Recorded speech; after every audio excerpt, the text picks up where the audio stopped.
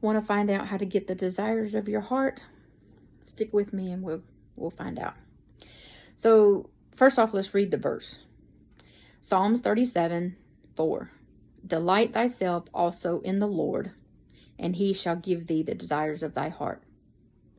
So immediately, my first thought, and I am sure this is for everybody, is whatever I want, God's going to give me. I just got to pray for it. I'm going to tell you right now, nope. Don't even go down that track. But I'm going to explain to you why, and I promise you it is going to be a whole lot better than what you think. So first off, he's also telling you how to get there. All right. He's telling you to delight yourself in him. Be happy in him. Want to spend time with him. Want to have a relationship with him. And he'll give you those desires when you commit thy ways unto the Lord. This is verse 5. Meaning you've got to surrender. You've got to give him your yes. You've got to be willing to take correction and take instruction. And you've got to be willing to put in the work. And the next part of the verse is trust also in him. And I felt this was revealed to me as in you've got to trust in what he's going to do, the work he's going to do in you, the will that he has for your life, the things that he's going to put in your heart. You've got to trust him to want those things, and that's truly that you're going to want or desire. But it's also that you are going to trust him in the process. Because in the process is when the work happens, the waiting happens, and that's where hurt comes, frustration comes, because he's got to heal you. He's got to work on you. And the last part of that verse is, and it shall come to pass. So surrender yourself to God. Do the work. Be willing to do the work. Trust in his process. Make yourself happy. Make yourself ready for a relationship with him. To trust in him. To believe in him. To spend time with him. And he's going to give you the desires of your heart. But now let's take a different route. Let's talk about the difference in what you think your desires are and what your true desires are. Your true heart's desires. So let's use our desires or wants, okay? Or W-A-N-T-S. My country accent likes to change some words around, so I'm going to try to speak a little bit more better English. People will take drugs because they want to be happy. They want to have a peace. They want to forget what's going on. They want to forget their troubles. They want that fix. Their desire is not to do drugs. Their desire is to have peace. Their desire is to have happiness.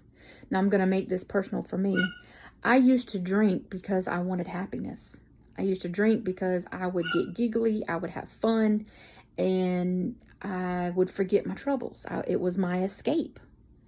But it was a temporary fix because by the next morning, my troubles are still there. But my desire was to have all the time happiness, all the time peace, all the time joy. And let me stop right here and do a little sidebar. Anything that I have done and anything that I say, anything that I reveal to you as a testimony is not anything God made me do or not do. He did not give me a list. It was not, you've got to do this before you can come to me. It was not, you have to change your ways. Where I was at is where God came and got me. The night he came and got me, I was drunk in a bar, puking in a toilet. Not lying.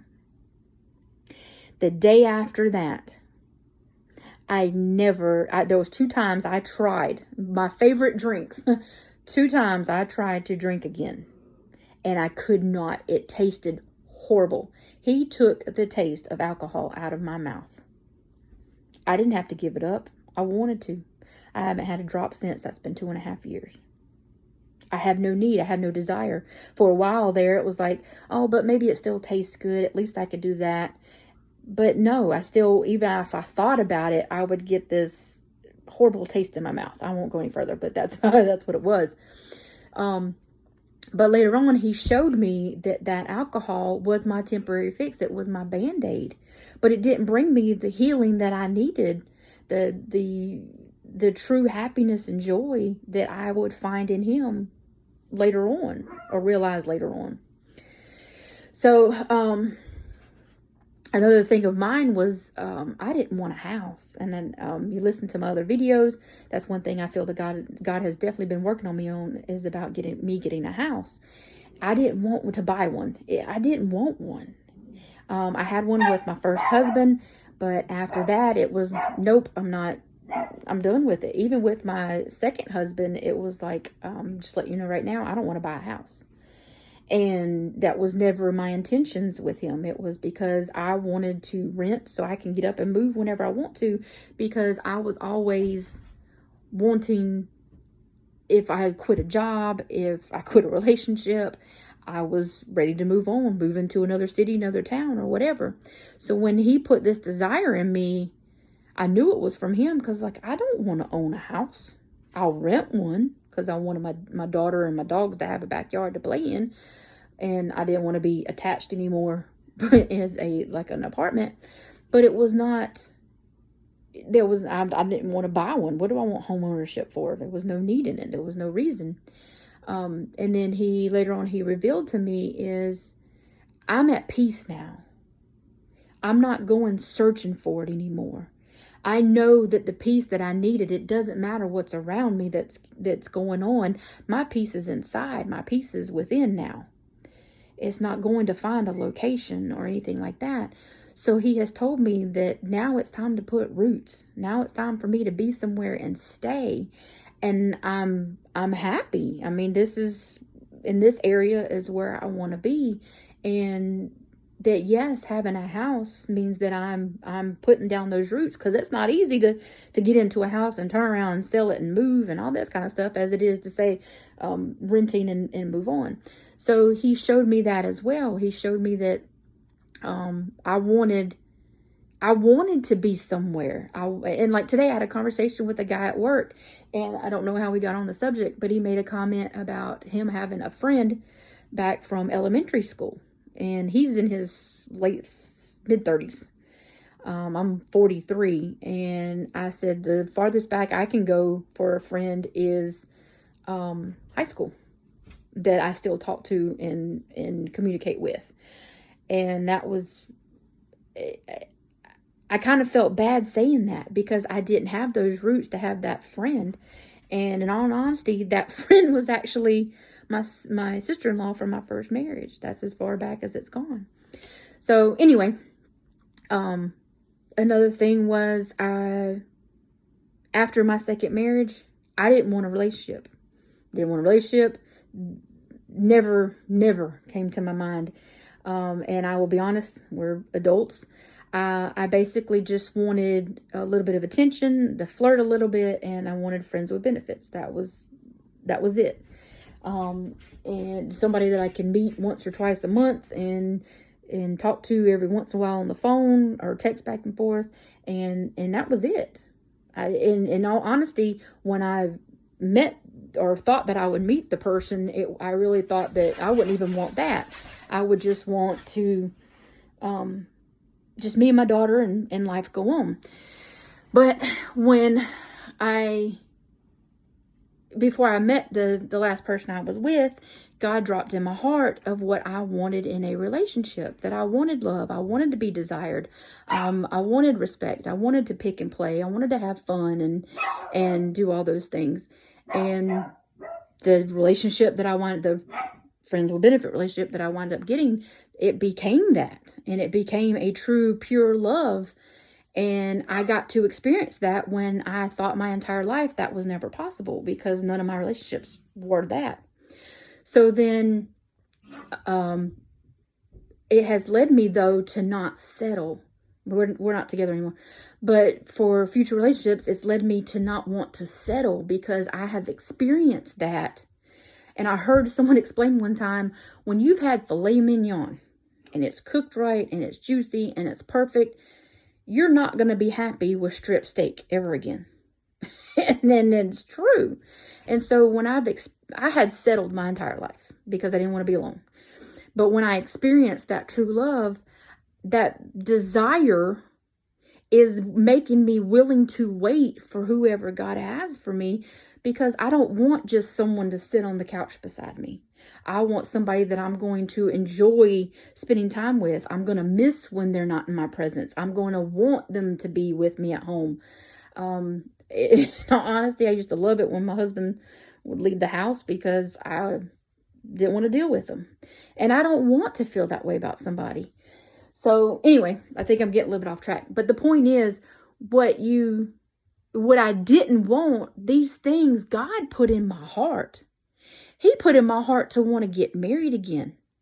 I didn't want to get married again. I've had 2 failed marriages, and the marriages were not at all. But he has showed me through other people what true marriage is, what relationship is. And in all honesty, what he just revealed to me not too long ago is my relationship with God has showed me the relationship that I need with a husband. Because for him, I have been submissive. I have given up that control and endurance. And in a way, this is funny, and it's really not. It's kind of sad. But my relationships, I've never gone over 4 years. I don't know what it is about the 4-year mark, but I can't get past that 4 years. But God has showed me how to have that endurance and how to put in roots. And he's done that with showing me that I want a house. He's done that by showing me that I want true love and that I want to get married and things like that. So with all that healing and that work that he's done on me, all these things that I didn't want have now become desires that I want, that I pray for. And it's odd. To me, it's just odd. I mean, and I know this may sound crazy, but the people that know me will completely understand, because I went through a time that I was like, nope, I don't want anybody. I'm fine the way that I am. I'm okay moving around, and I was happy that way. I thought I was happy that way. But anyway, so let's get back to it. So as you're going along, God is going to give you those desires. What you think you want, he's going to replace. And one day you're going to realize, wait a minute, that's not what I want. I want this. Why do I want this? And later on, he's going to show you that your will is slowly lining up to his will. And so then when you want those desires, you're going to pray for those desires that he wants for you. So he's going to give them to you, because that's what he wants you to have. And in all honesty, if you sit there and think about it, that's truly what you want. Do you want alcohol? Do you want drugs? Do you want one-night stands? Do you want just to flirt? Do you want to sleep around? No.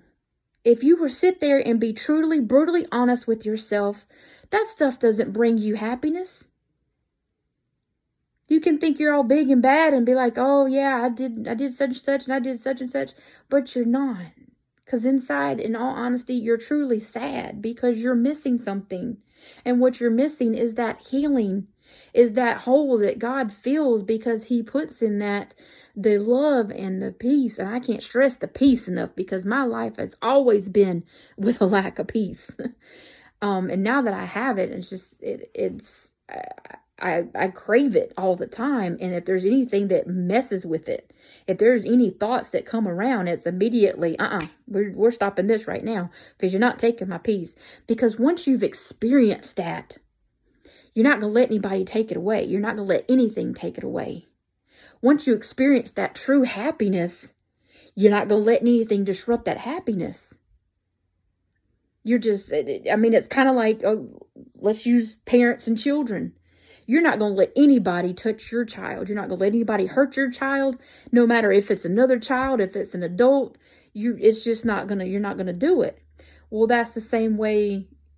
Maybe that's not the right analogy, but I'm trying to put it in perspective of what you will fight for. Because most moms don't really fight for themselves, but they will break down for their child. And so I'm trying to relate with that. So taking that all into effect, or into, my thought process went away. I'm sorry. My timer hit 15 and I'm afraid it's going to cut off. But if it lets me keep going, let me keep going. Taking all of that being said, you've got to, or you want to, fight for yourself. You're going to want to fight to keep that. And you're going to want to stay there because it's liberating and it's freeing. And when you haven't been in this place and you've experienced negativity and turmoil and chaos your entire life, when you get to this place, it is, there's nothing. I mean, if you take your best day, take your best moment of your best day, you look, your kid's birth, a trip to Disney World, going on a cruise, taking the best vacation you've ever taken, all of that, even if you wrap it all into one, never gets you where you're at, because those are temporary. Those are moments. But being in this state, that's all I can do. Take a deep breath and feel it and share it. So I pray this video kept going and you got to hear all this. And unfortunately, yes, I do like to talk, but I have found my place in God, and it has brought me so much, again, healing, and I want to share. I want to share and help people. But I want to be truthful, and I want to be down to earth, and I want to reveal things to you that most people don't think to talk about, or to break it down a certain way. Because when I was searching and trying to find help in my waiting and pushing through and my growth with God, I couldn't find it. It wasn't explained to me that way. I just kept getting the same things over and over and over, but it was no further explanation. So feel free to ask questions, because I am all about it. If I don't know it, we'll figure it out together. I can ask. I've got plenty of resources of people that I trust. We'll dig into the Bible and let the Holy Spirit lead, whichever way it may be. But just think about that in your places in your life where you are not happy, or where you're not, where you're finding to do things to make yourself happy. If you're finding that you have to replace it with drugs or drinking or sex, one night stands, things like that, get to the root of it. Let's put it that way. Get to the root of it. There's a reason. Find out what that reason is and come to God. And I mean, that's not going to happen overnight. My journey took 2.5 years, but I'm stubborn. Yours may not take that long. Every person is different. My situation is different because I believe I have a different calling. Because I believe He's leading me in different ways to help people, and help a variety of people. So I strongly believe that He's revealed to me that people go through different seasons and different problems, situations, because they're going to have deeper things that they do, or different positions. So either way, everything that I've been through with God, nothing compares to going down that path with Him, because even going through that stuff, I still felt peace. The things I did in the past, that's why I turned to alcohol. I couldn't find that. I couldn't find happiness. But now that I've found it, and now that I've seen things that He's revealed to me, it's put me in a better headspace to make better decisions, and helping me with learning what my true desires are. Not settling, and being willing to wait. You got to be willing to wait. And then for me, endurance, because I have to be willing to hold on, because I haven't held on. So and that one actually truthfully was revealed to me today, that my endurance for relationships was not in a great place, but it was also the type of person that I was, and I'm not that person anymore. So anyway, I love you. May God bless you and keep you, and we'll see if I can do the other videos tomorrow.